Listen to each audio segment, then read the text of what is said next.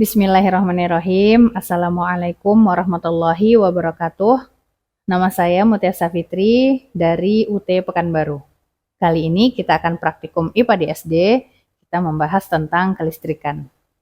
Percobaan yang akan kita lakukan namanya percobaan arus listrik, di mana kita membutuhkan alat dan bahan sebagai berikut. Boleh ke sini kameranya?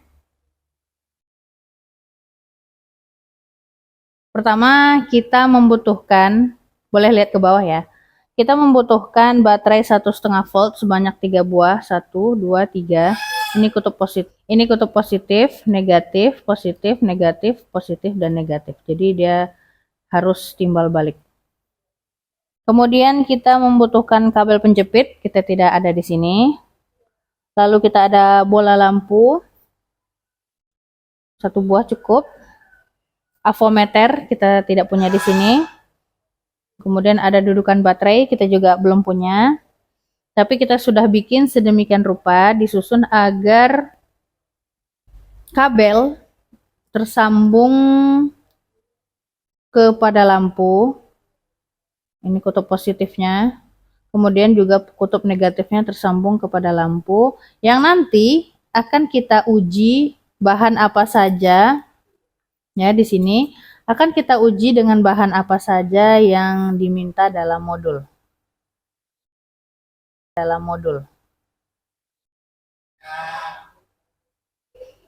Bahan yang pertama yaitu kawat besi. Dalam hal ini kita gunakan paku. Boleh dekatin yang terjadi. Ya. Menyala ya, paku besi menyala, bisa menyalakan lampu. Kawat tembaga kita gunakan ini kawatnya.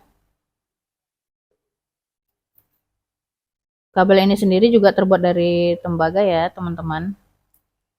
Menyala. Sendok perak, dalam hal ini kita bisa gunakan cincin sebagai penggantinya. Cincin ini terbuat dari perak. Menyala ya. Lalu kita ada kayu. Kita pakai dari sapu lidi. Ternyata tidak menyala. Ini sudah kita jepit. Tidak menyala ya teman-teman. Lalu ada karat penghapus. Kita coba. Oh.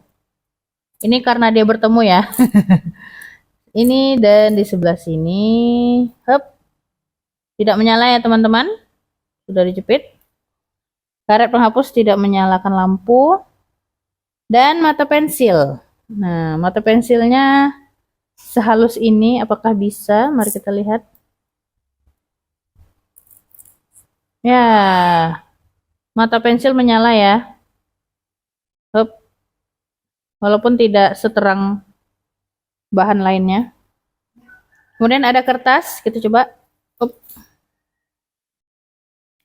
Kertas tidak ya teman-teman, tidak menyalakan lampu. Tas plastik, kita bisa gunakan kantong plastik. Hop. Kita jepitkan dengan jari saja, tidak menyala ya. Dan ada air keran, ini air keran saja. Kita minta tolong bantuan kawat tembaga tadi. Ya, ini kawat tembaga. Kita jepit dengan jari. Dan ini kabel satunya. Lampu tidak menyala di air keran. Oke. Kemudian ada ini. Air garam. Kita sudah masukkan 2 sendok ini tadi. Air garamnya. Garam halus. Apakah menyala? Mari kita lihat.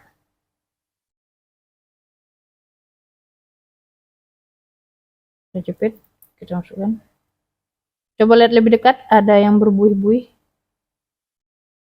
Lihat ya. Nah, ternyata air garam belum mampu untuk menyalakan lampu. Mari kita beri sedikit. Kesimpulan dari praktikum ini yang bisa kita dapatkan, yang pertama tadi, besi adalah penghantar yang baik, terbukti lampu menyala. berarti dia adalah konduktor. Yang kedua, kawat tembaga, tentu saja dia menyala karena kabel kita sendiri juga menggunakan kawat tembaga, menyala dan konduktor. Kemudian ada cincin perak atau bahan perak yang juga menyala. Kayu sayang sekali tidak menyala, jadi dia bukan konduktor. Karet penghapus tidak menyala, dia bukan konduktor. Kertas, tas plastik juga bukan konduktor, dia tidak menyala. Dan untuk kasus, pensil tadi menyala ya, mata pensil menyala. Untuk kasus air keran dan air garam tidak dapat menyalakan lampu karena mungkin bisa jadi air garamnya sangat kurang ya dari segi kandungan natrium kloridanya gitu kan. Garam kan terdiri dari natrium dan klorida. Dan kenapa tadi proses buih itu terjadi? Bisa jadi itu adalah terjadinya elektrolisis ya, di mana terjadinya proses pemecahan zat karena menggunakan arus listrik. Jadi bisa jadi kalau garamnya mungkin lebih banyak, airnya lebih kuat konsentrasi garamnya, tentu lampunya bisa jadi akan menyala. Tapi itu saja yang bisa kita praktekkan. Demikian. Assalamualaikum.